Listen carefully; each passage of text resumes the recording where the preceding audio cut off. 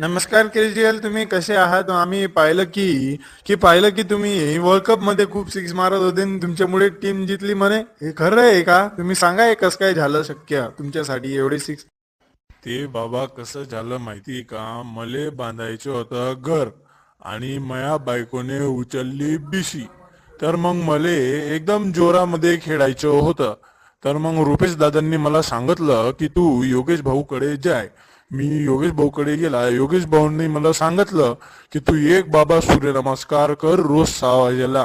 तर मी सूर्यनमस्कार केला, पण माझं एवढं अंग दुखायला लागलं, मी तो सूर्यनमस्कार सोडला.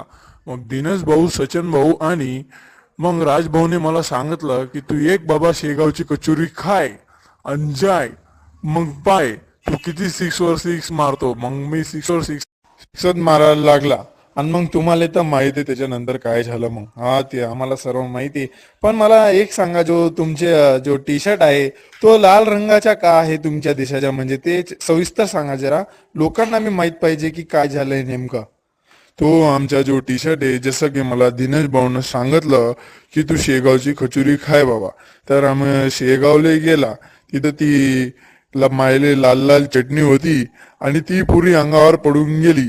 आणि मग मला गजानन बाबांचा आशीर्वाद मिळाला. आणि मग मग मी 6 वर 6 आणि मी 5 ते 7 बोलातच सेंचुरी मारायला लावून गेला. आणि मग तेव्हापासून मी आपल्या टीमचा कलर लाल